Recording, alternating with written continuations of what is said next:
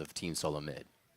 I like it, the Great Danes. We may have just found a nickname there, but a fabulous win for TSM there. Pretty decisive after a mid-fight. There was a very solid turning point. Bjergsen, I want to know from a player's perspective, though, where in that game did it click for you? You know, we have it.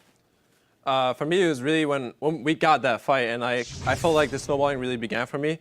When you get so much CS and those 2 kills on Xerath, it just feels so easy to play the game, especially when their only engage is something like a Vi, and we have the Black Shield, and we have the Sivir ulti. So when it reaches a point where I'm strong and I feel like I'm not going to die, then I feel like we can just take it home. All right, and you mentioned the Vi. Vi was obviously the debut champion for Cloud1. Santorin, I wanted to ask you to give a little critique of his debut performance because he made some really aggressive. I was happy to see the aggressive moves that he was making as a first-timer in the LCS. I think he played decently well, but like his build was a bit solo queue. He went way too much like damage and no health. And also I feel like playing Vi into Morgana Sivir, that's not like what you want to do as your debut game. So I felt like he did good overall. Yeah, definitely you guys had to be confident coming out of Champion Select, having seen Sivir, Morgana, you know, basically Xerath being the only target that Vi could really lock onto, but still the Black Shield is safety for you. Yeah, we were still really surprised though that they did the Rek'Sai top. We were actually kind of joking when we saw the Rek'Sai pick. I was like, oh, maybe they'll pick another jungler and put the Rek'Sai top, and then they actually did it. It was nothing we expected, and Darius really didn't know how to handle it. Gamsu did really well in the early game, and it's just something we haven't played against. So I think that was a pretty good kind of cheese pick where you switch around the jungle top lane, and he ended up doing pretty well on it too. So was the Maokai just like the best possible answer because it did come in after the Vi was revealed? So is that I think this is what I can do the best with in the top lane? It's more just, it's a safe pick, and it provided good peel for champions like Vi. As soon as he goes in, we just lock him down with Maokai and Morgana, and it's just a really safe pick overall. And Rek'Sai also is a very like spammy champion, so I think Maokai was a safe pick. I do want to jump into a replay because we already touched on it. We're going to go 24 minutes into the game. We're going to the mid lane because, Bjergsen, you said this was kind of the turning point. And as the shot caller, I want to get your perspective on this because you guys used the Sivir ultimate really early. Yeah.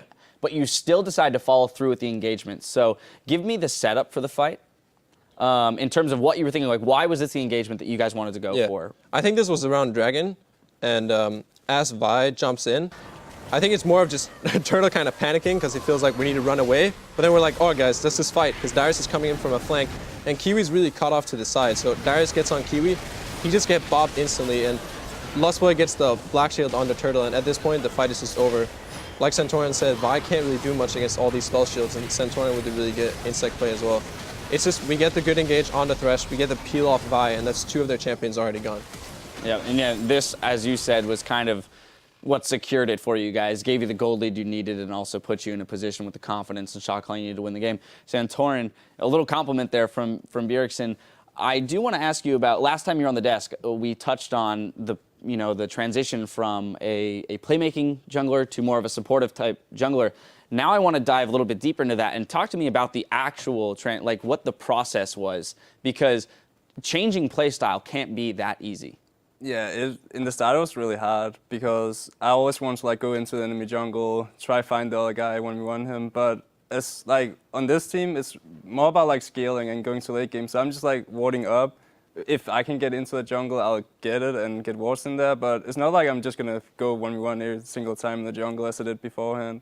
So that's like one of the hardest things I had to like adjust. Well, you haven't died in 3 straight games, so I have to say you're doing it pretty well. You as well, Bjergsen, 0 deaths across the board, barring 1 game, but very solid KDAs coming out from both of you.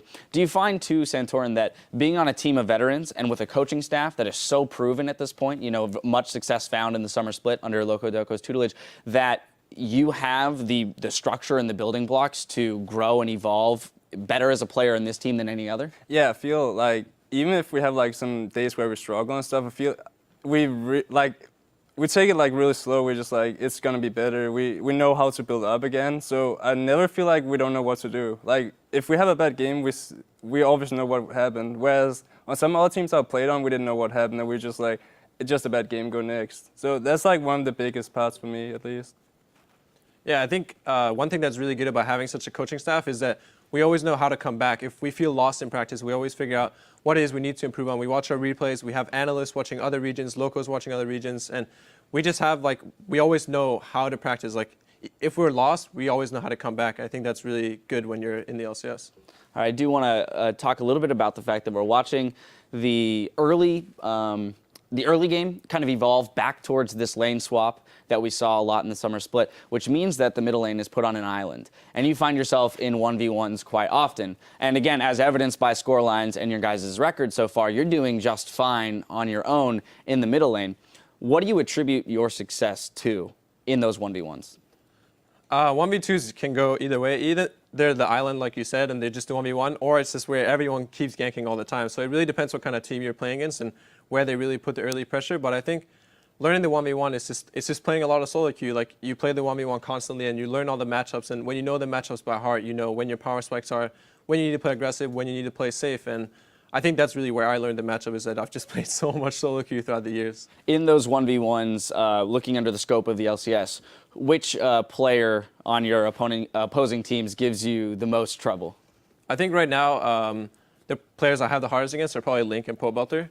They're both really good players. We've been playing against CLG a lot lately in scrims, and I think Link is definitely playing really well. And I respect him for his playstyle, because he plays a different style than me, so I can look to his style and see how I can transition into that style as well, and I can play that way too. And then same thing to you, Santorin. From a jungle perspective, when you look across the board on the 10 teams, who do you kind of feel those nerves when you're going up against in the jungle? Like in the Cloud9 match, I really felt it against Meteors, because he's, like, I've seen up to him beforehand, and I feel like he's a really strong jungler. But also, I feel like Xmithy is actually doing quite well in scrims, and I feel like he's gonna be one of the guys I'm going to look to play against next week.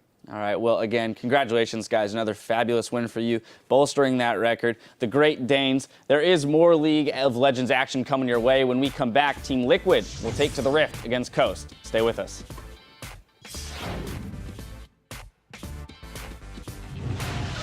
Is that you, Bjerg? Who? Philip Blanc.